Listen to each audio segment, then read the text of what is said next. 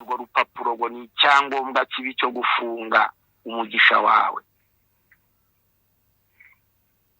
Vuga ngo ni igitabuke.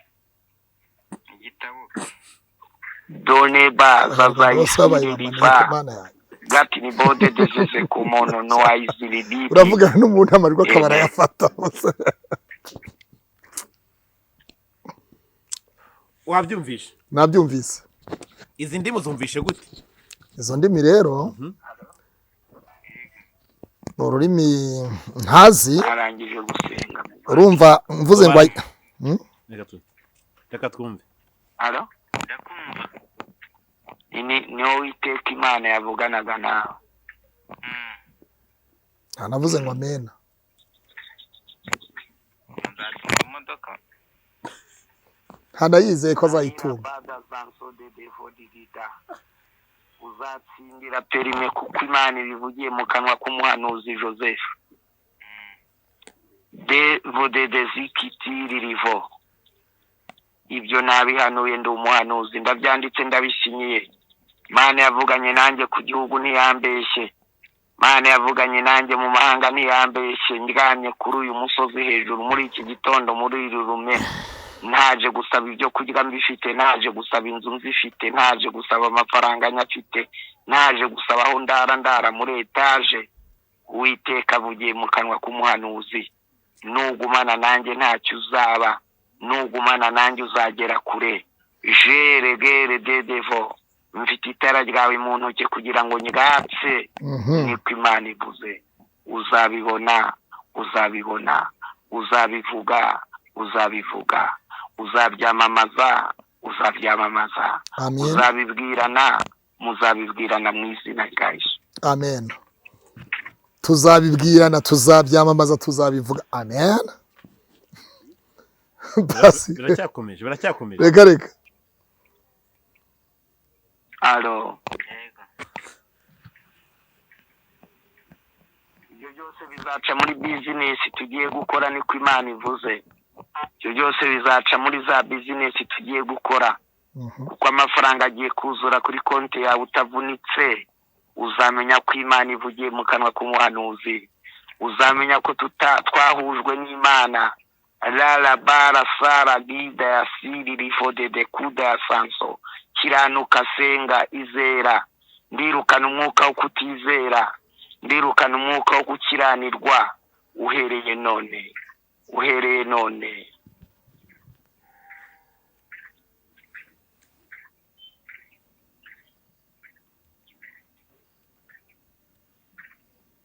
Hari ikindi usobanuza kuri ubwo buhanuzi? Ntacyo. Umuntu urumva ko nawe atabyitayeho. Imbaraga n'amavuta, imbaraga n'amasezerano, imbaraga n'ubutware. Gahunda z'umunsi rero ziteye gute? Genda cyari ku musozi ndamanuka by'isanzwe. Akubwiza ukuri. Ndacyari ku musozi nagiye gusenga, ndacyafite nk'isaha yo gusenga ntazindukiye.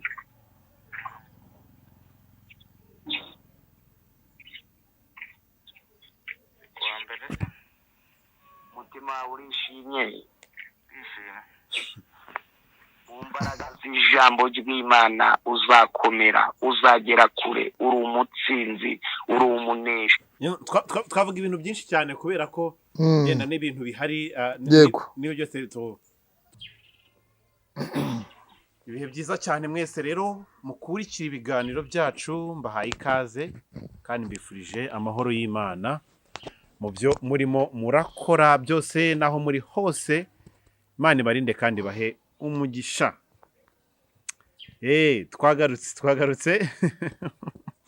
Twagarutse ndetse turanakomeje cyane kandi tuzahorana namwe. Cyo twasaba udukurikira subscribinga, ubundi udushyigikire mu kutugira inama, mu kudusangiza ibitekerezo, mu kudusangiza ibiganiro kugira ngo byose bikomeze kugenda neza cyane. N'uruhande rumwe Ikaze TV ndetse Impanuro TV turahari kandi turajyana kumwe n'intumwa y'Imana niyo nzima Cloude. Ndakubwiza ukuri. Meze mute mutumishwa mu? Tumeze neza pasi. Meze neza ariko muri iyi minsi abantu baravuze tito tusigaye utemba. Bamwe bakavuga ati tububwiza usigaranye wagira ngo waritukuje. ni imbabazi z'Imana. ni ukurya neza. Imbabazi z'Imana, ahatari imbabazi haba ari ibibazo. Hari akana kana mu Bugesera barakabajije ngo se ko tubona usigaye urabaye inzobe ngo sigaye njya neza. Uwo ni Karyuri. Nawe ujya ngo sigaye njya neza. Ni Karyuri. Karyuri. Ni Karyuri. Ejo twarahuye avuye kugurirwa costume ya danje n'inkweto ya danje ya ncongo. Nukuri turishimye cyane paseko. Twishimye cyane murakoze cyane. Natwe turanezerewe. Njye rero nje ahantu. Akiyo nseko yawe nayo ibifite byisekana. Oya ari ibintu numvishe nukuri kose. Nasumbaze nkumvishaho gatoya. Uranyumvisha se ko ibyo unyumvisha wari uhari? Oya hari ibyo ntari imari ariko hari n'ibyo ntari imari. Ibyo utari uhari bari byo umbwira. Baraka FM ndamubona ra. Ngo umugabo agira gute? Baraka FM. Baraka TV. Baraka ne mwaga. Zundaza ko nakaka video. Nibagiye gushyira bugufi. Ariko badusuza abantu. Pasi rero tuvuga ibishyashya ibishaje tubyihorere. Oya ariko rero nkuko mu rusi. Nyakubaho honorable vodi senateri. Abanyamakuru baramubaje bati para ko ajya kuvuga gutya para ati oya. Nimukambaze puberi zaratakaye mumbaze ibyubaka igihugu nimukambaze ibya puberi. Yego. Umva sasa rero ukuntu gahunda zimeze mushumba. Scovia ngo aragusuhuza. Nanjye ndamwikirije. Ahita mama. Ariko se ba Scovia kariyo shubona menya ari inde. Mama rwa Gasabo. Scovia mama rwa Gasabo. Yero ndi mu rwa Bugesera ndi Bugesera sindi Gasabo. U Rwanda rwa Gasabo, u Rwanda rwa Bugesera. Byose ni kimwe cyane rero. Bose ni mu Rwanda. Ku bantu badukurikiye ku Manuro TV ngire ngo niyo nzima Claude Pastor Muramuzi. Papa Imacre. Aya ntabwo ndi Papa Imacre. Nonese. Aya. Ni Papa Mugisha gusa. Rega buriya. Papa w'abana. Hanyuma ubwo se nimba papa wiwe. Ubwo aya ntabwo ari Papa Imacre. Ubundi hari ibintu hari imvugo abantu twazanye ngo daddy ngo mami. Daddy mami umuntu aba mama ari umugore wawe murana mu gitanda mwambaye ubusa ibyo bintu bibaho. Se bajya gutubwira ngo imitomo tugomba gutera abakunzi bacu kugira ngo bagubwe neza nakama mukakazanamo. Umugore n'umugabo bajyana mu gitanda barangiza ngo mami ngo daddy ibyo bintu ntabwo ari byo rwose.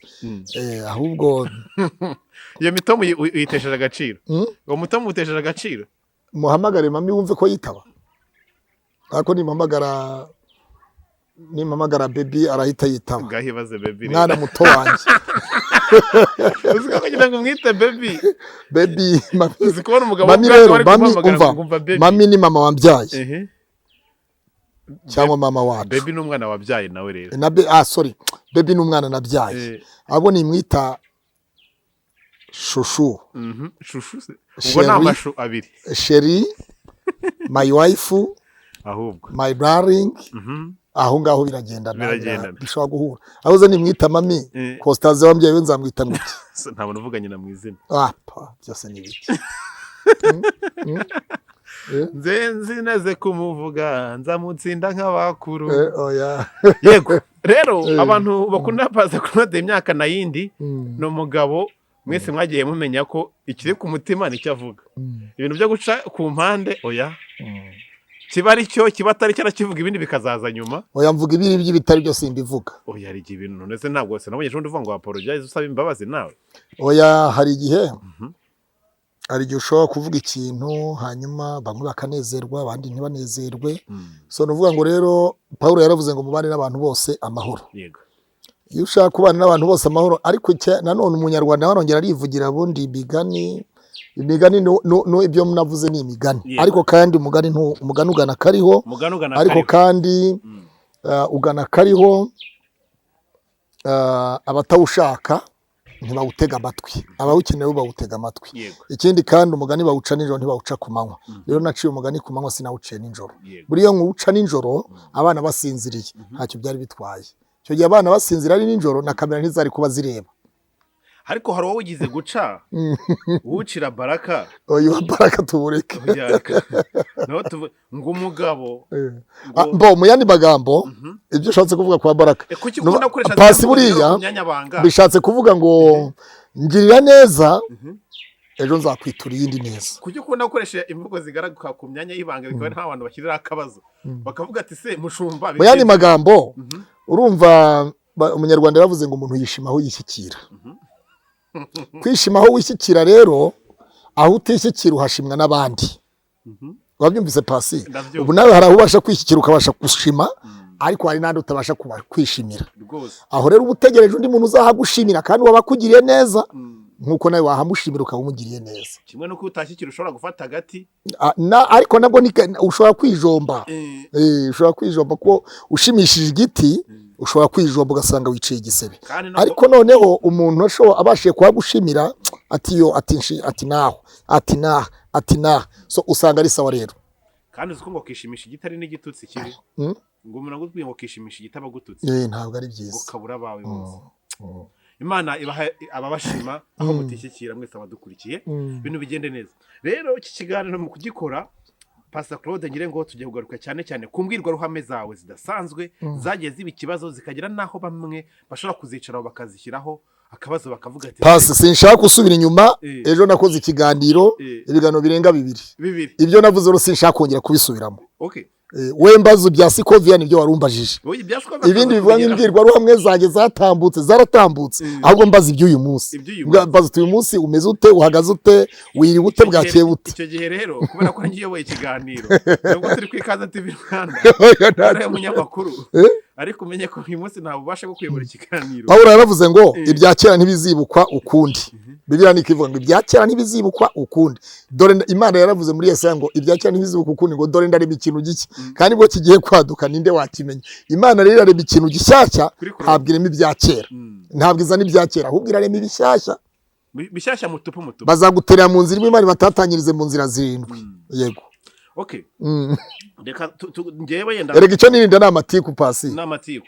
Ariko gatoya ngaho baravuze ati se Pastor Mutesi ko turamana na Claude Zekere baricaranye bande bose bakamarade baramutse arababarira bande bose tubona kandi baramurwanisha ka mubana muvugaho ariko bugiye baravuga ati se mushiki wanjye kuko ngurwanira ishyaka nuza ujya gufata neza banagututse banagutaranze ngewe nka musaza wawe wakubaye hafi kuko uri mu bantu barwaniye Mutesi ushyira akaboko hejuru avuga ati nta muntu uri umutungo urutoki ndende kuzanya amazina abiri ya ba Mutesi Scovia na Mutesi Predasien Pasteri n'umujournaliste. Sasa rero tubwire Pastor Mutesi amakuru ubundi bimeze bite? Turakubona kurigira neza ryari Pastor oya nayigiyeho. Pastor Mutesi aho yakoze accident ariko ramusura mu buryo bumwe cyangwa twaranavuganye igihe nagerageje kujya kumusura Iremera kuyivura aho yararwariye. Nyuma asanga arasinziriye yafashe agatotsi ngira ngo bari bamuteye ikinya. Urumva iyo umuntu ibisebe ku akaguru karasinzikaye cyane karakomeretse cyane, hanyuma ku maso icyo gihe ngira ngo bari bamuteye nk'ikinya, urushinge rw'ikinya rwabasha gutuma abona agatotsi. Yararwajwe n'umudamu mu rundi kazi, tumushimire nawe. Hanyuma rero so kuri telefone turavugana ayino nta kibazo. Kurigira neza TV nagaragayeho turahura imbere yuko nkora ubukwe, nagaragayeho turaganira hari umwanda udakubuye twaranawukubuye icyo gihe. Hanyuma aragije ampereza envelope nkata imodoka ndataha ngenda ndamahoro bitagenda ndamahoro y'intwererano. Imana imuhumugisha cyane. Byo na Ezekire wabyakiriye gute ko twabonye bamwe barabyishimiye abandi baravuga ati nta byari bikwiye ku ruhande rwawe? Ezekeri ni ikintu cyiza kuba yarateye intambwe. Twibuka tuti ese Pastor Mutesi tumwigireho gushaka abagabo bangahe, 3 bangahe? Pastor Mutesi tumwigireho iki wareze ari mu mashyamba ya Kigali. Yamusebeje mu buryo bwishi buhagije, ndetse twavuga ngo buhagije, ariko kandi kuba yateye intambwe agaca bugufi akumva ko umutima we akeneye ko Pastor Mutesi ari umumama, ari umubyeyi wabyaye, ari umubyeyi ejo azagira ibirori. Ezekeri akamutumira, Pastor Mutesi yagira ibirori agatumira Ezekeri mu buryo bumwe cyangwa se ubundi. Ibyo byose twabonye ari byiza kuko ngo hahirwa abanyambabazi kuko aribo bazazigirirwaho. Dushimire Pastor Mutesi kandi ngo guca bugufi niryo tangiriro ryibanze ryo kwizera. Rero imbabazi nizo za mbere. Imbabazi ziruta ibitambo. Buri imbabazi ziruta kuba umuntu yaguha hari icyo bitaga kera ngo intuze ikiro. Imbabazi ziruta ikiro, kwica ikiro. Rero ikiro cya mbere kuba imbabazi. Zekeri yagiye gusaba imbabazi, noneho Pastor Mutesi ashyiraho akarusho, amuha na Bibiliya, amuhereza Bibiliya, amusubiza mu murimo w'Imana, amusubiza mu murimo w'Imana. Kiriya rero ni ikimenyetso cy'uko umubyeyi ahora ari umubyeyi. Umubyeyi ashobora kusitara akagwaho gatoya ariko ntagere hasi, ariko ahora yitwa umubyeyi. Rero umubyeyi nubwo yaba yaratsitajwe n'amagambo ya Ezekeri igihe kimwe, ariko kandi yibutse ko Ezekeri ari umwana, kandi imbabazi ziruta ibitambo zikabyishima hejuru. Hanyuma rero imbabazi nicyo kintu cya mbere, ni itangiro ryo kwizera, ni itangiro ry'ibintu byose. Iyo umuntu adafite imbabazi, icyo wasaba cyose utagira imbabazi muri wowe kiragoranye. Aho rero nkaba navuga ngo turacumura, ariko kandi umuririmbyi yaravuze ngo nifuza guhora nkizwa. Kuki yifuza guhora akizwa? Nuko azi ko yatsitaye, arashaka kongera gushyiraho umuti, akeneye umushyiriraho umuti kugira ngo amwomore, noneho rwa ruguma rwamuryaga ruhinduke, ko ntirugaragare ko rukimurya. Nifuza guhora nkizwa buri munsi, buri munsi, buri munsi, buri munsi. Kuki dusenga mu rukerera? Kuki dusenga ku manywa? Kuki dusenga nimugoroba? Ni ukubera ko twifuza guhora dukizwa. Yego, yego. Nuko rero reka dukomeze rero dukubita tubangura. Ndakubona kuri pineapple. Ni ukuri rwose, reka mwabonyakiriye neza. Gafanta murakoze cyane. Ndakubwiza ukuri. Impungu wawe ariko ntarareka inzoga. Oya, ntabwo ari kuri pastor mu cameraman. Arimo arigira umubatizo mu aho bita muri ADPR Kinyinya. ADPR Kinyinya. Yitwa Prince. Umujya muhangu nyuma ni Prince. Umwana w'imyaka nka 10 ariko nabonye. Uyu nguyu yarashaje, ntabwo arasaza cyane, ariko itsoka. Yarakuze. Imyaka y'ubukuru yujeho kujya mu murenge gusezerana. Twangana n'imfura yanjye. Yarambwiye ngo arashaka mu diaspora. Mu diaspora jara kuri kamera ngwerekane.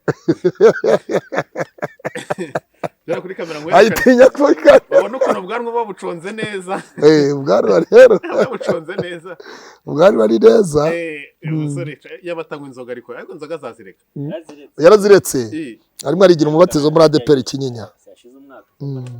Tuzajyana impanuro n'ikaze TV maze kumukamera bamushyira mu mazi, yibira mu mazi. Bizagenda neza cyane. Cyane. Umukobwa ufite gahunda, ushaka umusore ubangutse. Ufite umukobwa ufite yerekwa mu yandi wo mu diaspora ariko cyahuza nta gihugu yavuze ni ese pre ni Bugande, ni Tanzania, ni mu diaspora w'i Burundi, ni he?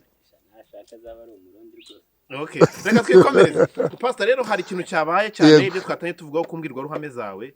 Utageze zivugwaho rumwe ejo warabivuze, ukoze ibiganiro kimwe bibiri ku ikaze TV biriho. Abantu bamwe baranabyishimira. Hari n'ahandi biri. No kubigwa TV. No kubigwa TV na Jerome twaravuganye. Message Jerome. Byari ibintu byiza cyane bishimishije. Ariko cyane cyane uwitwa Scovia we yanze kuripfana. Yavuze ati ibi bintu jya uvuga scovia mentioning ni scovia nde ko je mfite ba scovia benshi, mfite ba Mutesi benshi, mfite ba scovia benshi rwose. Mama urwa Gasabo bye rwose uvuga ibintu atabica ku ruhande, anatuye no hafi y'umusozi wantuze werekeza nka za Rutongo hafi aho ngaho ndabizi. Ibya Mutesi Scovia wago byakiriye gute Bishop? Kuko bwagezeho nahatinya no gukoresha imvugo wakoresheje. Ngira ngo ku bantu twaturi kumwe ku rukiko yayitinye ikize. Yayitinye. Harimo nyine urumva harimo imyanya y'ibanga kandi tugomba kuyubaha. Ikibazo nari kumubaza buriya ndamutse nicaranye nawe. Okay, ari kukureba. Reka mubaze. Okay. Hariya Pasi. Wize primaire yo mu Rwanda? Yego narayize. Wa 4, wa 5, wa 6 mu Rwanda wize mu Rwanda. Rwose tukomeza narize mu Rwanda, narahize niba narandahize ariko ibyaho byose ndabizi. Hari igitabo kimwe se kuri ubu cyaba cyarasibanganye kitakigishwamo? Kitakigishwamo? Kireke bimwe byandikwaga na imprisco, primaire scolaire, hari ibitabo byabo bya kera. Twagiga tubona gusoma mu wa mbere, gusoma mu wa kabiri, gusoma mu wa gatatu. Gutyo biro bya Karima barimo wa Karima n'agahigi. Oya. Bya bitabo birimo wa Karima n'agahigi. Iby'imyororokere harya ntabwo babivugaga. Iby'imyororokere. Oya, ubundi mu mashuri donc n'ubusanzwe normalement hari imvugo zitsindwa. Ziba zihari ariko zidakunda gukoreshwa cyane muri societe, bijyanye nuko ahanini abana bashobora kubyumva cyangwa se izo mvugo zikaba zishobora kuba hari ukuntu zishobora gutuma urubyiruko rutoya ibintu bitagenda neza kwa. Nicyo kintu yenda Professor Maronga Pacifique professeur uramuzi ndamuzi cyane Pacifique Scovia aramuzi Scovia ibyo byose aramuzi kuko Maronga ziyamaze kuri televiziyo Rwanda yigisha Igiswahili azajye mu biganiro bye yakoze ubwo ndimo ndabwira Scovia azumve ko ibyo navuze professeur Maronga afite umugore w'umusenateri kandi uri mu nteko y'ubusenateri bw'u Rwanda ni umusaza mukuru ni na professeur nyine birumvikana ni na professeur kandi jewe ntabwo nakandagiye ngo ndenge mu ntuzi ngira ngo hafi aho ngaho ko tugeze kuri iyo ngingo nkabona urakoze aya Scovia na yanjye ashobora kuba ngana amashuri rero urumva professeur araturuta twese kugeze kuri iyo ngingo ugakonje nakubwiye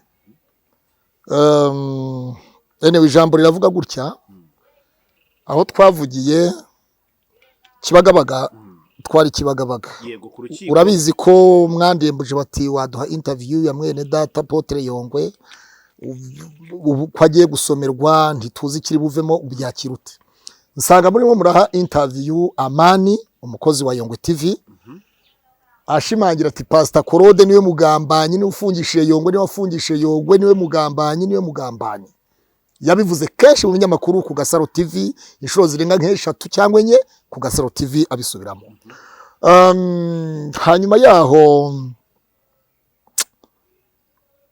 amarangamutima aramfata ndavuga nti kubera ko yavugaga ko ndi umwanzi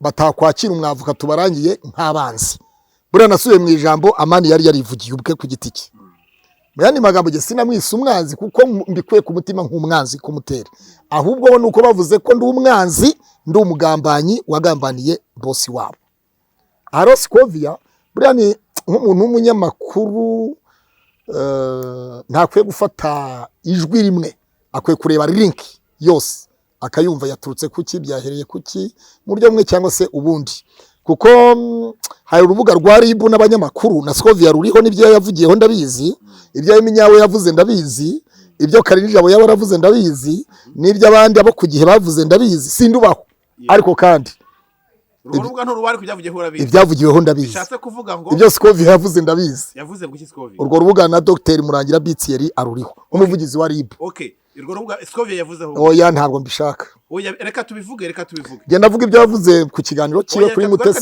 Scovia muri groupe nabyo tubivuga ko urumva sindubaho ariko ibyavugiweho bimwe narabimenye ibyo wamenye ni nk'ibihe oya ibyo tubyihore reka genda nivuge ibyo Scovia yavuze ibyo yavuze rero Scovia ni umugore w'umugabo icyo ni icyambere yego nanjye ndi umugabo w'umugore Scovia si umugore wanjye nanjye sindi umugabo we mfite umugore witwa Imakire nawe afite umugabo witwa oya aho ndabyihore bitewe n'impamvu za korari oya gese nyirimbamo iyo korari korari biturika press arabivuze reka jewe mwubahe ariko nawe yakubashye ntabwo mbizi yakubashye ntabwo mbizi ariko twubahane reka mubwire ngo twubahane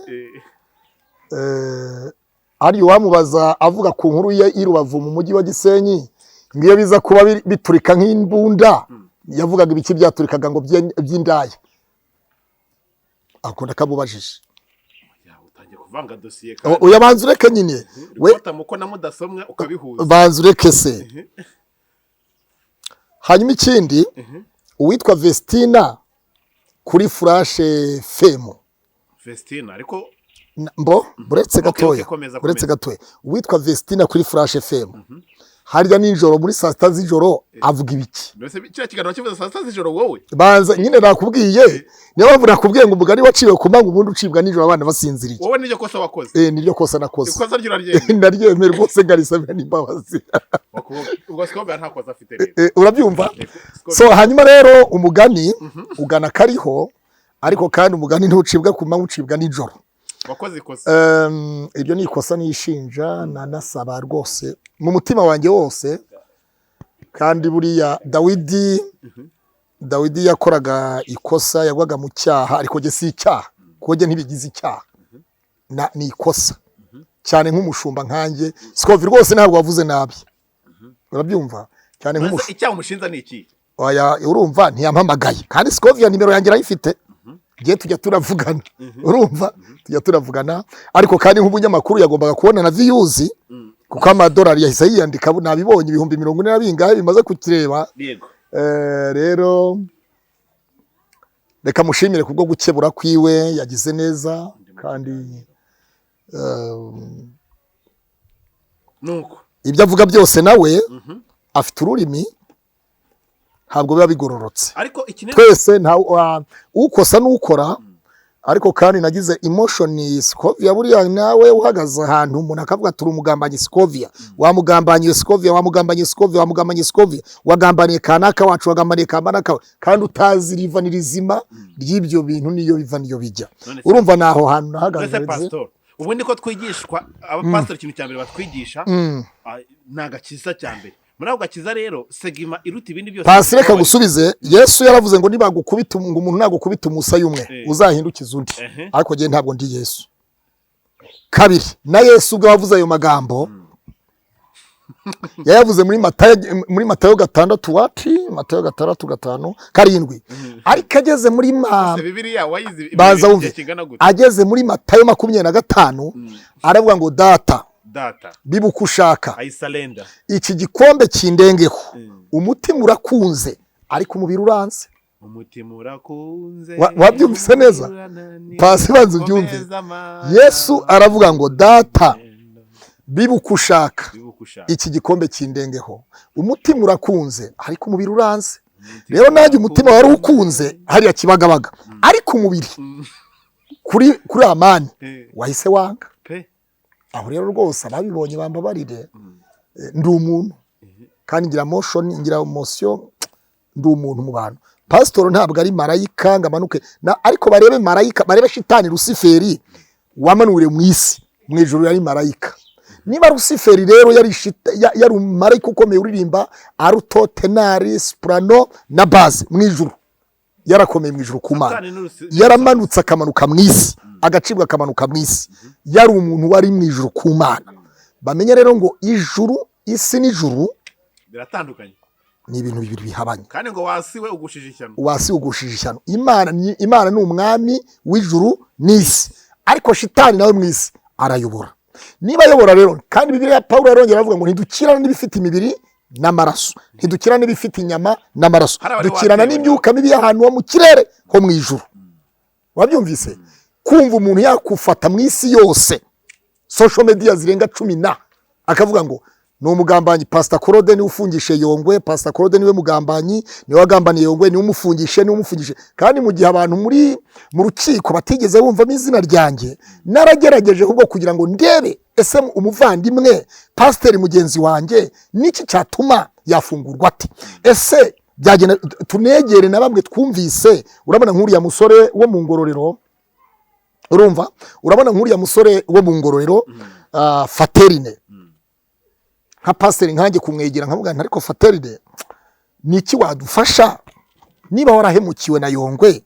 akakwambura 750 akakwesikoroka yego tubyumve dutyo indirimbo wamushakagaho eshatu ukaba utarazibonye tubigenje gutya ntacyo byatwara ariko urumva iyo umuntu ahaguruka kaza yitwa ngo ahagarariye institution akavuga ngo boss afunzwe na kanaka akanarangiza kazana amajwi y'abanyamakuru babiri Samu Gakire na Albert Niyonsaba wa Baraka TV se bavugaga iki ubundi dore uko byagenze rero kagira inkuru rero tu jewe naje guhamagara Albert Niyonsaba ndamaza Albert Niyonsaba babuzi ko nagambaniye Yongwe kuva ryari ko Yongwe yafashwe ku cyumweru kuwa mbere nimugoroba tukavuga tuti abantu Yongwe yahaye ibiganiro rero mwakoranye na Yongwe ibiganiro dukwiriye twese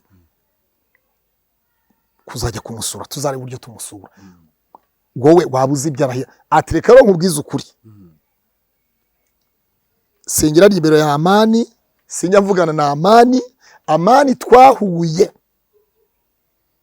tuvuye gusura Yongwe nibwo twahuye na amani turanaganira mu bintu nk'ibi noneho Yongwe urabyumva neza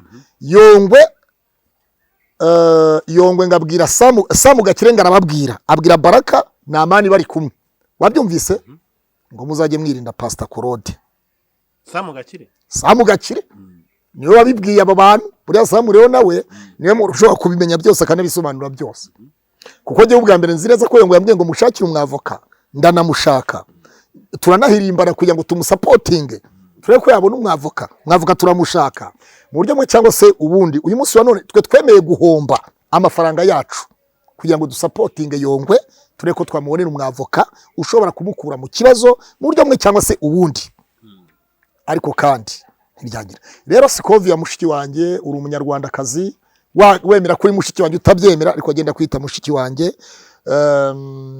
ariko kandi uruhande rumwe wavuze neza urundi ruhande nabwo warengereyemo ahantu uvuga ko yarengereye ni he oya ntabwo mbishatse we azampamagara mbwira ati ariko pastor nihe narengereye sasa ntiyaguhamagaye nawe sasa inzobe ahangaha oya inzobe rero jewe nabangiye amagambo menshi atera ibicumuro ngiye mu magambo menshi yantera ibicumuro ubu wisibeho ndabatijwe mbayuwera sinyongera gukora icyaha narabiretse sinzabyongera kuko mbikoze bya ntanyana Yesu yishyara umujinya wabyumvise neza so rero scovia Mutesi mushiki wanjye n'abandi bose bakurikiranye kiriya kiganiro nibambabarire abantu bashobora kuba bari kuvuga ati scovia wamutinye oya ntabwo ikiganiro reka umva nkubwire nakoze ikiganiro ejo bundi scovia ataranasohora ikiganiro nakoranye ikiganiro na Jerome w'Ibigwi TV scovia ataranagisohora nkumvishe ikiganiro uko cyari kimeze reka watwimishe gatoya yenda ku bantu batumikije scovia yavuze kuri iryo jwi nakoherereza scovia rero yavuzemo na Zekeri ibyo bintu byo bishisha kimwe byajemo na Ezekeri dusobanurira ibyo bintu nk'ikaze ntabwo hajemo na Zekeri ngo yaragiye kurwana niba ari inde ntuze hajemo na Zekeri urumva umuntu yambwiye ngo hari urubuga rw'abanyamakuru ngo na Dr Murangira Bitseri ariho nk'umuvugizi wa RIB avuga nti rero niba bona hari bigize ibyaha bigize icyaha bampamagara kandi muri kazi uhamagara oya banza wumve se bampamagaye nakwitaba hanyuma ingingo y'itegeko barakurikiranye rero ukurikirana urubanza uduhereye no kurwa Theogene Mani ariko kuri gihe nk'umukozi w'Imana reaction nakoresheje yego aho niho mbwiye umuntu wese wanyumvise gutyo nambabarije wabyumvise pasi kinagikoze ejo bundi nabigwi narakibonye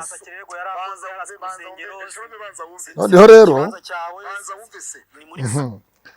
urumva pasi ibya scovia rero yavuze scovia ntabwo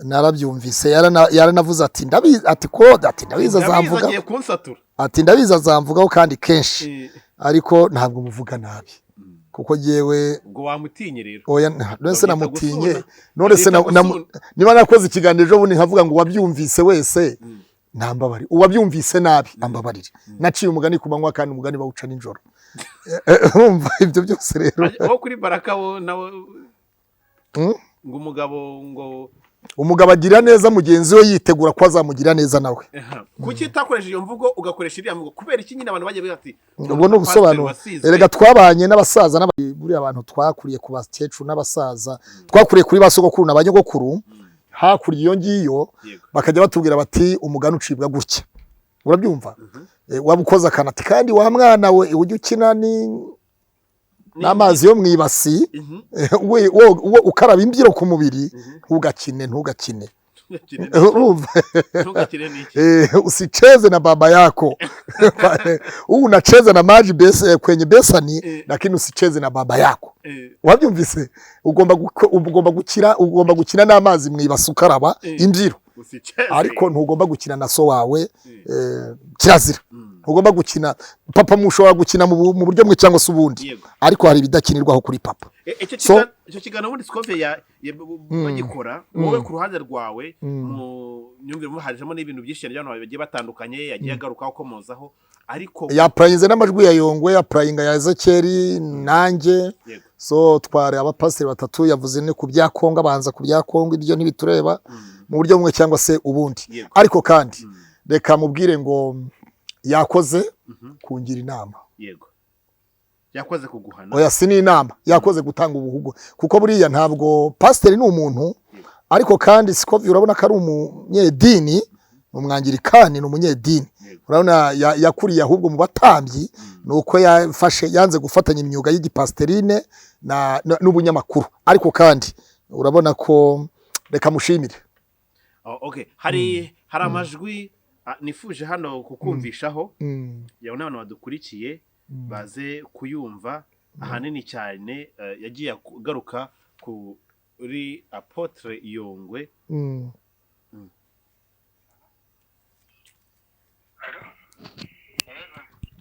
shabambwiye ko ngenda nkishyura ngo ko bahari mu kazi hanyuma oya ntabwo ari iri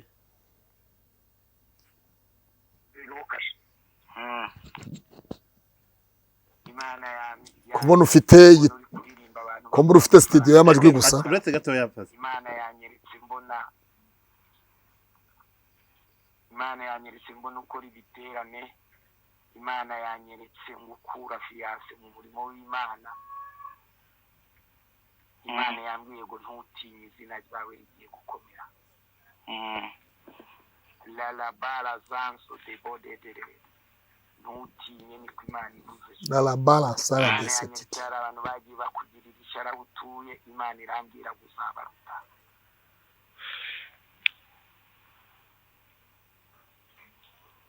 Yahagaze Allo ndakumva Benevo de dezekete bode diwaya zaragibo Mana yanyeretse ukiri imitsi kandi satani yashaka kuguteza uburwayi bw'imitsi igitsina cyawe kigahagarara gukora Imana yambwiye ngo ishyizeho uburinzi kuri wowe ugagwa amen Benefo dada isiririwa anaduda zangole gida yasiriri vode deko pasi sanso de bode de kida Haleluya Mana yambwiye ngo izaguha inzu hano iruhande rw'umujyi wa Kigali vuga ngo ndayakiriye wese kitarayiba la pala sasa dada yakuta bayabi bohoka mu izina rya Yesu jenene bode deke de bozebo mbonye Imana ikuraho gahunda ya satani nabonaga wandikirwa icyangombwa n'akarere nkabyirwa ngo ntabura urwo rupapuro ngo ni icyangombwa kibi cyo gufunga umugisha wawe vuga ngo ni igitabuke done baza zayisiririva gati ni bode deseze ku muntu no wayiziririva uravuga n'umuntu amarwa akabara yafata wabyumvishe nabyumvise izi ndimi zumvishe gute izo ndimi rero ururimi ntazi arangije gusenga urumva mvuze ngo reka twumve alo ndakumva niyo Uwiteka Imana yavuganaga nawe anavuze ngo amena nzatunga imodoka hanayizeye ko azayitunga uzatsindira perime kuko Imana ibivugiye mu kanwa k'umuhanuzi Joseph de vodedezikitiri rivo ibyo nabihanuye ndi umuhanuzi ndabyanditse ndabisinyiye Imana yavuganye nanjye ku gihugu ntiyambeshye Imana yavuganye nanjye mu mahanga ntiyambeshye ndyamye kuri uyu musozi hejuru muri iki gitondo muri iri rume ntaje gusaba ibyo kurya mbifite ntaje gusaba inzu nzifite ntaje gusaba amafaranga nyafite ntaje gusaba aho ndara muri etaje Uwiteka avugiye mu kanwa k'umuhanuzi nugumana nanjye ntacyo uzaba nugumana nanjye uzagera kure jeregere dedevo mfite itara ryawe mu ntoki kugira ngo nyigatse niko Imana ivuze uzabibona uzabivuga uzabyamamaza Amen. muzabibwirana mu izina rya Yesu. Amen. Tuzabibwirana, tuzabyamamaza, tuzabivuga. Amen. Basi biracyakomeje reka alo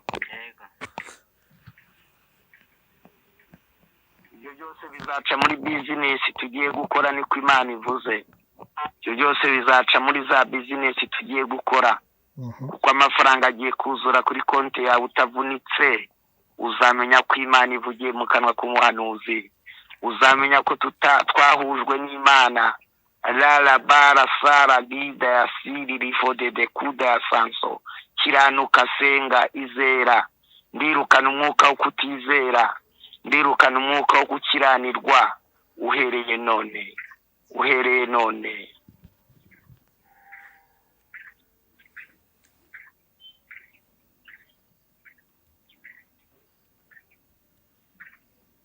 Hari ikindi usobanuza kuri ubwo buhanuzi?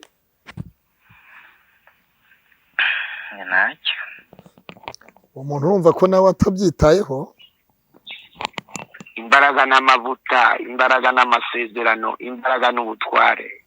Gahunda z'umunsi rero ziteye gute? Genda cyari ku musozi ndamanuka by'isanzwe. Kugeza ukuri. Ndacyari ku musozi nagiye gusenga, ndacyafite nk'isaha yo gusenga ntazindukiye.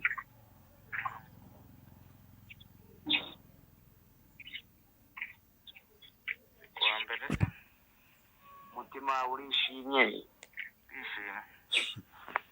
Mu mbaraga z'ijambo ry'Imana uzakomera, uzagera kure, uri umutsinzi, uri umunesha. Twavuga ibintu byinshi cyane kubera ko yenda n'ibintu bihari niyo byose tugenda dukomozaho tunavugaho. Yego. Urumva ko bitsindagira kuri aya majwi ni menshi cyane. Yego. Aho umuntu yarimo aramusaba miliyoni birimo ayo majwi 14 kuri business bazakorana, ariko yamubwira ko agomba kubushira muri business akabanza akama miliyoni 3 nk'ibyo ngibyo. Aya ni amajwi ngire ngo sinjye nyine uyafite, ni ibintu byinshi cyane gusa nuko nanshatse kubikomozaho cyane. Yenda n'abantu bavugaga ati ese Yongwe ibintu yenda cyo gufungurwa n'ibindi bintu nk'ibyo binagarukamo aho yagiye akoresha umudamu we muri ubwo buryo bugiye butandukanye kuri telefone y'umudamu. Yego. Unambwiye ati ibi bintu ni ibintu bitoroshye cyane nubwo abantu bari kuvuga gutya, ariko ikintu kijyanye no kwishyurwa. Jewe nka kwibariza nk'umuntu wakurikiranye byose, aba bantu nk'aba ngaba yenda bakiri gushora ibirego kuri Yongwe, wabasaba iki? Uwo nawe se yaratanze amafaranga? Nsubiza. Pasi, uwo yaratanze amafaranga? Turaza gukomeza dukomeze ndaza kugera kuri ayo majwi. Jewe uko mbyumva Apotre Yongwe yaravuze mu rukiko, aravuga ati uwumva wese yiteguye ko namusubiza ko yashaka gusubizwa amafaranga ye nayamusubiza, yabivuga akayasubizwa, cyangwa inshuti mfite akavuga ko afite inshuti zishobora kumuyamba cyangwa se kumukorera mu ngata kugira ngo abe yasubiza ubu bwishyu. Ikindi kandi abantu benshi babonaga Yongwe, bumvaga Yongwe agence, Yongwe hoteli, Yongwe yayo yari itaraza kuko twese ntabwo twayibonaga, ariko kandi benshi bari bazi ko Yongwe hoteli ku Gisenyi hari, abandi bari bazi ko Yongwe coffee ishobora kuba ihari, abandi nkuko Yongwe TV ihari. Ariko kandi cyagaragaye cyo nuko Yongwe Air na Yongwe Transport ntayihari, Yongwe hoteli ntayihari, ahubwo hari Yongwe TV na Yongwe coffee yari itaraza, igihari ni Yongwe hoteli. Rero nibwira yuko aba bantu bose batanze ari abatanze ibirego, ari n'abakibitanga nkuko umushinjacyaha yabivuze. Nibwira yuko buriya umunyafu w'Imana cyangwa se hari iby'Imana yemera ko bitubaho, hari n'ibyo shitani yemera ko bitubaho, shitani aduteza kugira ngo Imana igaragare ko yitwa Imana mu gihe gikomeye. Buriya hafi n'urwobo ni Imana irokorera umuntu. Rero nibwira yuko Yesu yaravuze ngo n'ibyakorewe mu rwihisho bizajya ku karubanda, bizajya ku mugaragaro. Ubu hari byinshi rero turimo turabona, turimo turanakira. Je ntangaze nko muri iyi minsi rubanda rutangaje batangaza ngo ndi umwanzi n'ijye wagambaniye Yongwe, ahubwo barimo baragenda bampuza na bamwe abo Yongwe yakoreye ibyaha. Ariko kandi by'ubujyanama bwanjye ntanga no kuvuga ngo nyamuneka ibyabaye byarabaye, mushobora kuba mwahamagara mama Aposo mukavugana nawe niba hari igishoboka kikagira. Ariko kandi nkuko Pasi wabyumvise twavuganye na metre yagaragaje ko nta ngwate bari bafite kiragiye. Rero urukiko iyo utarugaragarije ko ufite ubushobozi bwo kwishyura abo bantu, tuvuge niba hari havuzwe miliyoni 2,380 za Debora Niyonzima Debora, urumva kari na mushiki wanjye muri abantu harabambaje batari ko witwa Niyonzima Debora muri Canada nawe ni mushiki wawe. Ndavuga nta bantu twese turi bamwe ntawamenya, ariko Niyonzima Debora simuzi wo muri Canada, miliyoni 2,380. Buri ikintu gikomeye Pasi kuruta ikindi mu byo twumvise hariya. Niyonzima Debora buriya ni ikintu gikomeye. Urumva bagiranye amasezerano nkuko Yongwe yari yabyivugira ati ni service narandaga, niba mfashe urugendo rujya gusengera umuntu nkahaguruka nkagenda nkasiga urugo rwanjye, nkasiga uburiri bwanjye, nkasiga umugore, nkasiga abana bari bujye ku ishuri, yenda afite imodoka imwe ariyo yabajyanaga ku ishuri umunsi simbajyane, hagomba kuboneka insimbura modoka iri buntwarira abana ku ishuri. Niba nahahiraga urugo muri iyo minsi mbandi mu rugo nkaba nagiye, hagomba kuboneka insimbura mu byizi ishobora gutuma abana banjye n'umudamu barya, babasha kurya. Hanyuma mu buryo bumwe cyangwa se ubundi, urumva rero nko kuri Niyonzima Debora we bahanye amasezerano, yari mpanguye ngo haye amafaranga nawe genda ugereyo ndebe ko bya bindi wagezeyo. Buriya Yongwe niyaza kuri indege akajya i Burundi mu gihe cya Niyonzima Debora, niyo bitari gukoreka ariko yanahageze akamwereka ko yageze, n'itike y'indege akaba ifite no muri migration muri airport mu kibuga cy'indege, akaba ari registered ko yagiye i Burundi ku itariki iyo akimara guhabwa ari amafaranga. Ni ukuri kw'Imana kubwiza ukuri Niyonzima Debora ntacyo ari kubabaza.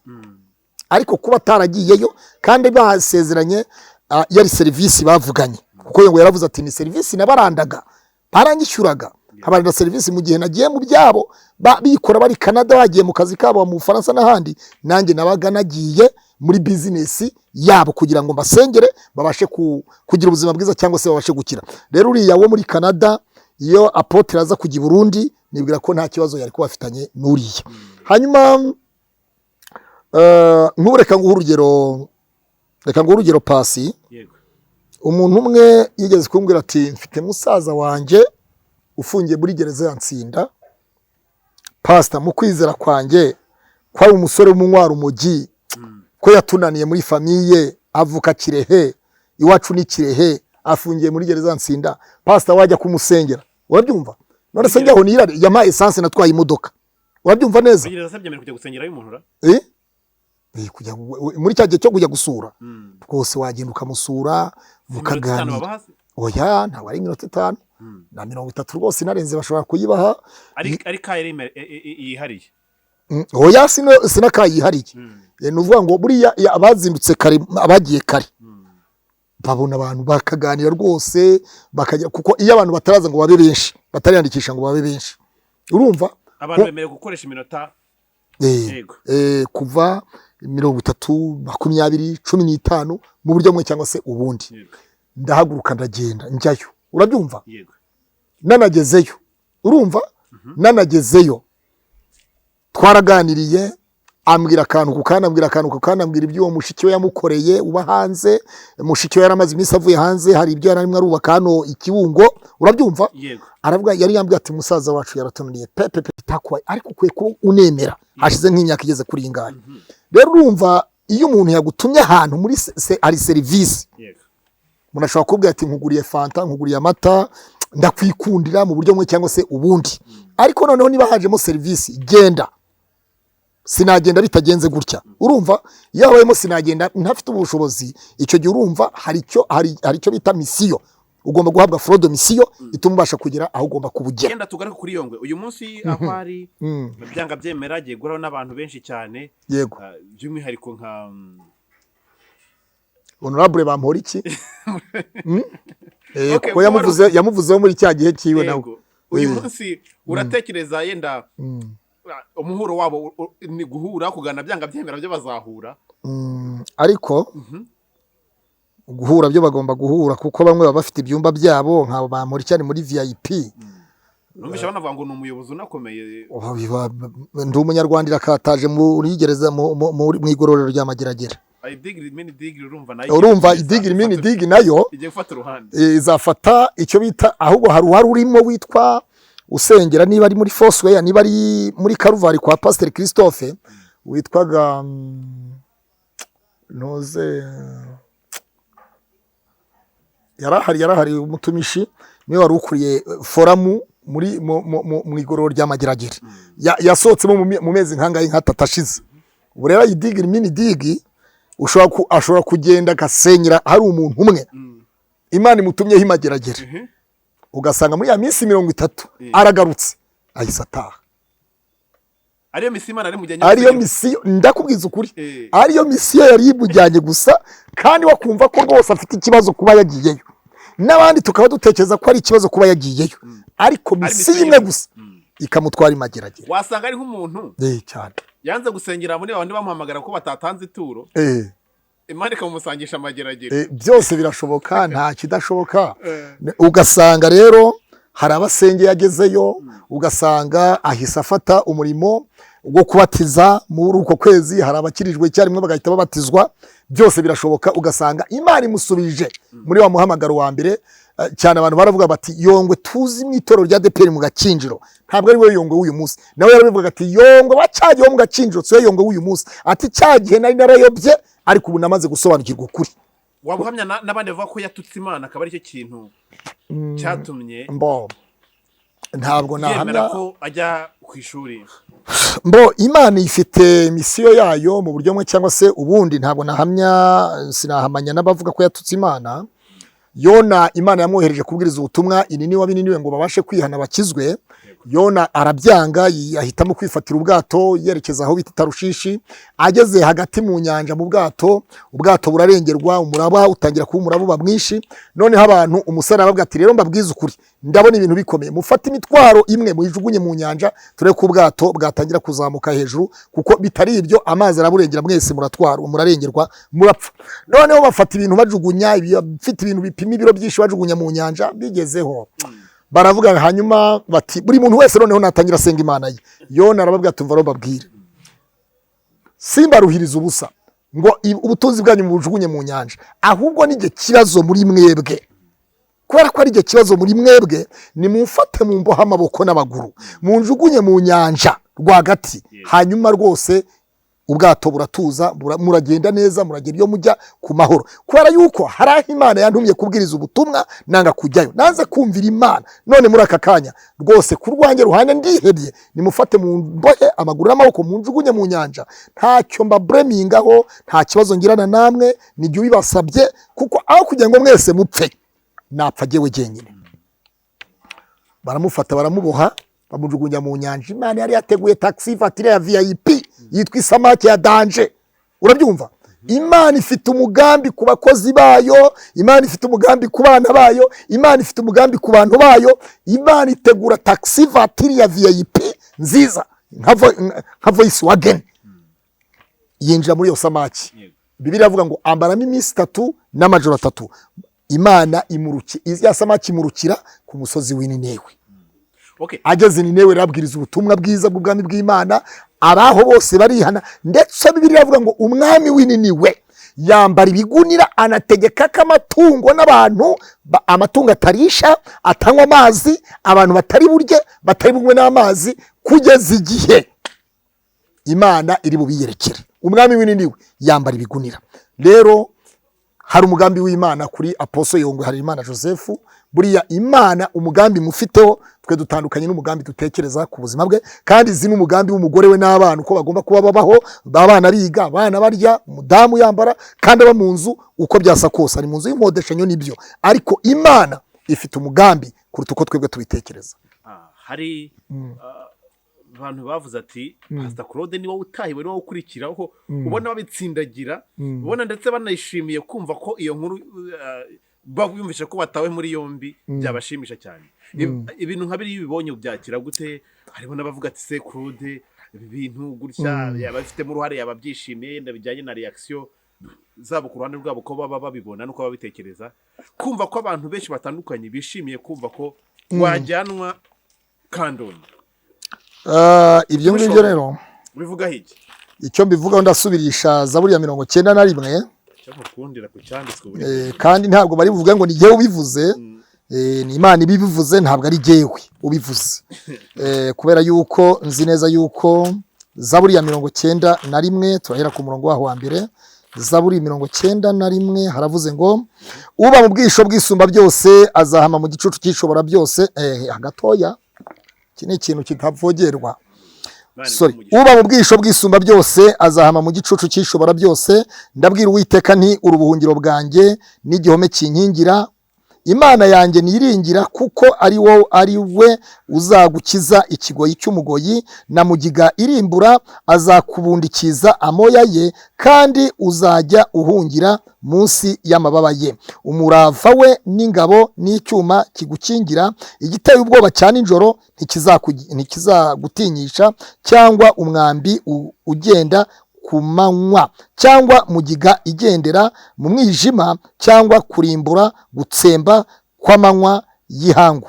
Abantu 1000 bazagwa iruhande rwawe, abantu inzovu bazagwa iburyo bwawe, ariko ntibizakugeraho. Uzabirebesha amaso yawe gusa ubone ibihembo by'abanyabyaha. Hanyuma rero pasi mvuga nanone Zaburi 35 haravuga ngo Uwiteka burana n'abamburanya, rwana n'abandwanya, hagurukira abampagurukiye, enda ingabo nini, shingura icumu mu ntagara, uhagurukire kuntabara. Wabyumvise neza? Uwiteka rwana n'abandwanya, burana n'abamburanya, shingura icumu mu ntagara, uhagurukire kuntabara.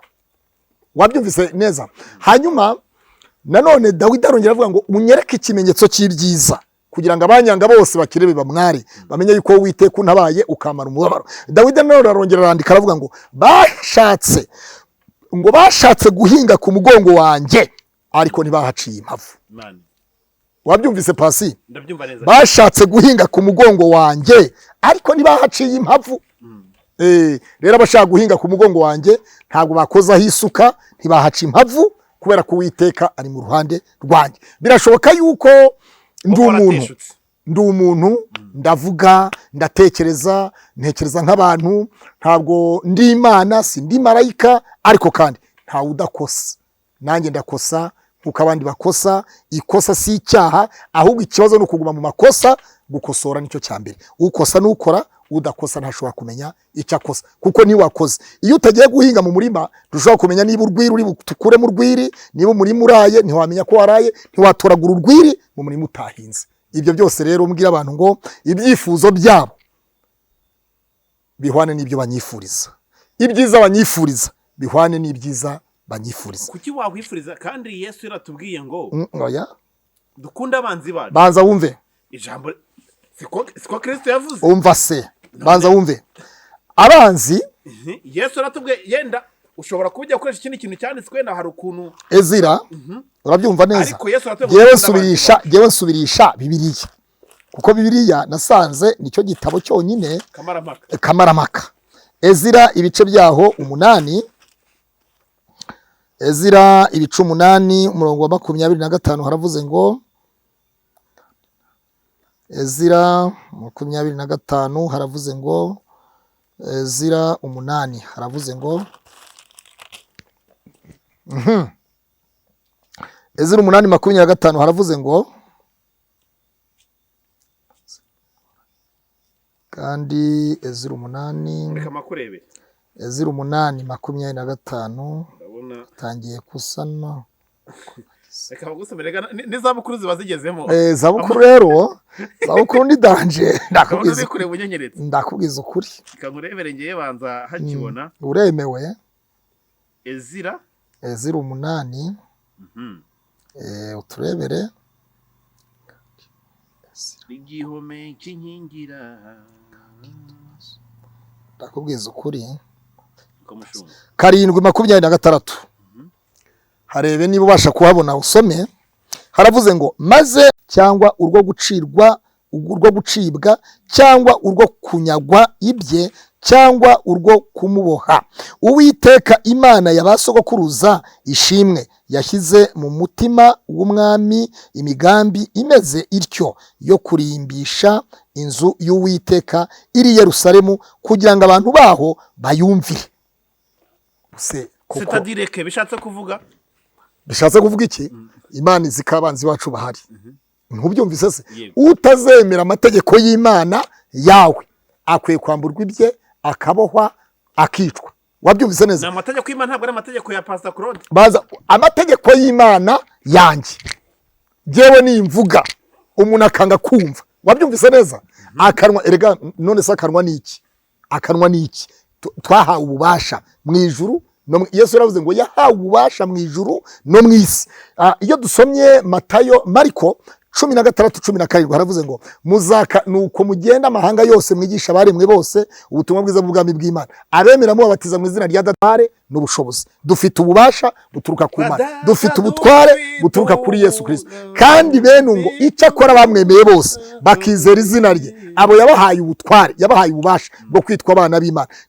Ntibyaturutse ku bushake bw'umugore n'umugabo cyangwa se, ahubwo byaturutse ku mwuka wera w'Imana. Mbere na mbere hariho jambo yari Imana. Aho ni ubutumwa bwiza bwa Yohana 1:1. Mbere na mbere hariho jambo yari Imana. Kandi kuko ari nta jambo Imana ivuga ngo rihere. Imana iziko tugira abanzi, iziko tugira abakunzi, iziko abanzi dushobora kubagaruza ubugwaneza babishatse, ariko abanzi batabishatse nanone ntabwo bafata umuntu ngo umuhambiranye. Imana iziko abanzi bahari, kandi none se kukivuga ngo hazabaho imperuka, ni imperuka y'abataremeye Imana. Abo n'abanzi b'Imana. Rega ikintu ni kimwe Pastor Claude. Ntabwo umuntu mutabibona kimwe kubw'impamvu runaka ntabwo ari umwanzi wawe. Kandi Yesu yaratubwiye ngo dukunde abanzi bacu. Iyi ntabwo ari politike tuba dukina my friend. Ntabwo yari politike turimo turakina. Ntabwo ari FPR na PL na PSD. No. Iyi ni imyemerere mu myemerere y'ijambo ry'Imana. Je mfite ibyo nemera, nawe ufite ibyo wemera, twese twemera Imana rurema. Ariko kandi tukagira icyo bita amatorero. Ya matorero arindwi Yesu yavuzeho mu byayishuwe: Simuruna, Perugamu, Tuatira, Laodikia na gutyo. Amatorero ageze kuri arindwi. Nuvuga ngo buri torero ryose Yesu yarigezemo arigira ikintu arivugaho. Rero urumva uyu munsi wa none sinshobora kujya kwinjirira ubuzima bw'itoro bwo kwa kanaka, kubera ko jewe ntibindeba. Ikindi yaba ni iki? Ingingo ya 37 mu itegeko nshinga rya Repubulika y'u Rwanda rivuga ngo imyemerere, buri muntu wese afite uburenganzira bwihitiramo imyemerere, idini asengeramo, uko abyumva, gukora ibiterane, ibiki byose afite uburenganzira butanga ibitekerezo mu myemerere y'idini yemera asengeramo. Kubw'iyo mpamvu rero jewe ntabwo nakinjira mu buzima bw'undi muntu uwo ari we wese, keretse icyakoza umuntu umwe yaravuze ngo nyabarongo ko wica abantu. Nyabarongo sinica, ahubwo je nica abanyizani. Korode sinavuga umuntu ngo musubize ikintu atamvuze. Wabyumvise pasi? Rero urumva kabiri mu rugo rw'umugabo babyita iki? Babyita nakamenyero. Kabiri mu rugo rw'umugabo nakamenyero. Korode ni ugambaniye Yongwe, Korode ni ufundishe Yongwe, Korode Pastor Claude niwe nta wundi, Pastor Claude niwe nta. Wowe ufite ibihe bimenyetso ushobora kwereka ubucamanza, wakereka ribu cyangwa wajya kuregesha mu buryo runaka, ribu bikubajije bati tubwire wabikuye, uba wumva wabikura he? Hari ikindi kintu yengo tunasorezeho. Akenshi cyane gutukanira mu ruhame biri mu bihanirwa n'amategeko. Ingofero isubizamo. Ingofero isubiyemo. Kubera ko uzariwe n'idarapo ry'igihugu, ibendera ry'igihugu rizamuka, tugomba kugira ibyo twubaha. Ufashe igitabo nshinga amategeko cy'ijuru, n'iki gihe ugomba kubaha. Yego. Gutukanira mu ruhame cyangwa se gutukanira mu ruhame ni icyaha mu mategeko. Uyu munsi Yamara mutagiye kukurega. Icyo ntabwo ari icyaha. Gutukanira mu ruhame si icyaha. Umugani cana amatara we. Umugani ugana kariho. Urumva? Umutandukanye umugani. Pasi banza wumve. Erega amani unabaje muri ribu. Ahubwo yihuse rwose yabagize neza. Wabyumvise neza? Yirukansa akagenda yirukansa. Yabangiriye neza. Umugani si icyaha. Ariko gukoresha ibikangisho kanaka ari ufungishije boss, kanaka ari ufungishije boss, n'umwanzi wacu nitumukunda nitumwemera kubera yuko ntabwo tumukeneye. Ayo magambo wayumvise amani yavugaga, ibyo rero bigize icyaha. Wabyumvise n'ingingo ndanayifite jewe hano, ariko imigani ntabwo igize icyaha. Umugani n'ugana kariho. Yego. Okay, yenda n'ubwe butumwa bwira abantu bari badukurikiye muri kino kiganiro ku byose bumvishe kuri Claude mushyashya wihanye, kuri Claude batazongera kubona, mbese turi kuvuga ngo YouTube. Oya ndi mwisi wivuga ngo batazongera kubona bazambona. Ndi mwisi kandi mwisi turwana. Abantu bari kwishima, ari kuvuga ati Ezekiel yaciye bugufi. Ezekiel namwumvise Mutesi scovia ya muprize ya prize. Nko kwihana kwe nanjye natangiye kukumva. Abantu bari kuvuga ati Claude nawe imana izo, ariko kumva wowe ntago. Reka nagiye mbaze nkubwire pasi. Ntabwo nihanishwa kuko umuntu runaka baza wumve Ezekiel ni umukristo, Claude ndi pastor. Kandi ba pastor sinatumiye Mutesi scovia mu bukwe muntu uze mu birori byanjye, yabajije ngo ngira urusengero he, azaza rusengeremo, azasanga mfite banza wumve, azasanga mfite ubutaka bwanjye buri hano dore ngaha Nyabagendwa. Icyangombwa kirahari cy'ubutaka cyarandi center. Wabyumvise? Ntabwo ndimo ndavuga ibintu bira. Ubutaka n'urusengero. Ubuki? Ubutaka n'urusengero. Ariko pasi. Ariko pasi uzi ngo ubutaka ni iki? Ubutaka n'urusengero. Hari abantu bamaze imyaka 20 na bari mu bukode, bahora basahura amafaranga abakirisitu, bababwira ngo amafaranga y'inyubako, amafaranga y'inyubako, amafaranga y'inyubako, amafaranga y'inyubako, amafaranga y'inyubako, amafaranga y'inyubako, kandi ya nyubako ikabura. Wabyumvise neza? Barimo barabiba bya bindi ngo kwihesha ibintu by'undi ugaragaza ukoresheje uburiganya. None se wowe umukristo amaze imyaka 15 10 aracyari mu mafaranga y'inyubako atabona. Wabyumvise? Ubwo Claude afite ubutaka bw'urusengero, hanyuma ushaka gusenga ku cyumweru azaze Scovia ndamutumye azaze na kamera ya mama rwa Gasabo, aze arebe Pastor Claude abwiriza n'abakristo n'abadiakoni n'abakibose, azaze azasanga ibintu ari fresh. Nimera ko center n'ubundi nk'ibisanzwe. Inyi itero nimera ko center nk'ibisanzwe. Oya sindi yamamaje Scovia atagira ngo naryamamaje kubera ko wenda mutumiye azaze. Niba nundi wese ukeneye kumenya ngo itorero kubaza itorero gusa ngo ubu bwoko bushimisha iminwa ariko imitima yabo imbakure, basengera ubusa kuko inyigisho bigisha ari amategeko y'abantu. Rero jewe si iby'abafarisayo n'abanyamategeko n'abanditsi, iby'abanditsi n'abafarisayo ntabwo jyaho ngaho ngendana nabyo. Ahubwo icyo ngendana nacyo ndagendana n'umukore na wa wundi wavuze ngo mfite ducya two gutura, ndashaka gukorera umurimo w'Imana, ndashaka kubaka ubwami bw'Imana. Uwo nguwo riwe tugendana nkuko Scovia yashize telefone yiwe isaba inkunga abanyarwanda n'abadiaspora. Wowe nturasaba inkunga ngo bamusapoting. Ahubwo ikaze TV Rwanda ko mutima udasaba inkunga. Inkunga se inkunga Imana niyo nk'umutera nkunga wa mbere ubaho. Uwizakoresha azayikora. Uwizakoresha azatubaza atariko hari ikintu numva mwakwagura mu Ikaze TV, hari ibintu umuntu twifuza ku Ikaze TV mukora ibi nibi mufashe, mujye mu basaza bakuze mubafashe, mujye mu bana, mujye mu mfubyi, mujye mu batifite mituweli, mujye mu bintu binibi. Uwo nguwo rero sasa nakorwa ku mutima uwazaduhamagara, kandi nabwo ntabwo ari uwari we wese. Wabyumvise pasi? Su wari we wese. Su wari we wese kuko urumva arushobora kugira icyo aguha ariko gifite ikindi kizabyara. Bene abo ngabo rero abo rwose tumeze ndabeshya pre. Bene abo wapi? Urabyumva? Arushobora kugira icyo aguha gavuga ati mu gitondo kare atuzakora ikiganiro kuri Perezida wa Repubulika, ukora ikiganiro kuri FPR, ukora ikiganiro kitagendaniye uvuga ko hari abahanuzi se numvise uzahanura uvuga ubuhanuzi n'ubu ko igihugu kitameze neza, kandi jewe nzi ko kimeze neza, ko imihanda bavuga imihanda kandi nzi ko imihanda ikoze neza, kandi nzi ko amazi abaturage bafite ku umuriro, kandi nzi ko no mu bishara no mu ntoki abantu bapyonda kuntuze bagahita bacana. So urumva rero ni abo ngabo tuvuga ngo inkunga twayaki, ariko si bose. Ntabwo ari bose rwose, dufite uko tubayeho, dufite uko tuzabaho, ariko kandi twebwe turi twebwe, ntabwo dushaka kuba bariya, twebwe turashaka kuba abo turi bo twebwe. twarisobanukiwe, dusobanukiwe igihugu cyacu, dusobanukiwe ubuyobozi bwacu, tuzi abo turi bo, tuzi aho twavuye, tuzi n'aho twenda kwerekeza, tuzi n'aho tujya. Niyo mpamvu rero tuvuga ngo Kagame Paul oye, nyakubahwa perezida wa repubulika, imbere imbere imbere imbere cyane. Ubumwe ni gahunda, ni ku gipfunsi, ni ku gipfunsi, ni ku gipfunsi, hari ibindi se. Ubundi intare yavuze se, iyi ntare yavuze imondo ntabwo ivuga. Imondo ninde ubwo intare ninde? Suvuze ngo imondo ngo intare yavuze. Yavuze ngo intare iyo yavuze ngo imondo ntivuga. Ubundi ubuse uwakoreye ubukwe ku ntare irusororo ahwanye n'ubukoreye mu ntuza muri sare. Wakoreye ubukwe intare muri sare yahehe byo se ubukwe. Inyi reka mbaze nkubwire, mu ijuru no mu ijuru hari imyanya isumbana. Twese turangana. Abantu nyine n'abantu nose uno indangamuntu ufite, indangamuntu ufite siyo mu Rwanda.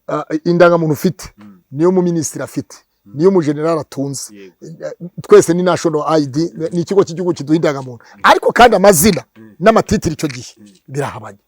Ariko izo titre nizijyaho, niba uri doctor ntabwo ujya gufatira ngo mushyire ngo ni doctor. Nyine ntabwo ushyiraho ngo uri doctor, si byose nyine nakubwiye. Washyize se pastor nawe nugize. Nta pastor ujya kundanga muntu, nta professor ujya kundanga muntu, nta twese twitwa abanyarwanda, ubumwe bw'abanyarwanda. Ariko noneho dushyireho kuki habaho sare ya miliyoni 3 abandi bakashaka sare ya 300 ya 400, ugira ngo uwe sare ya 300 400 aba yanze kujya muri sare ya miliyoni 3? No kubera iki?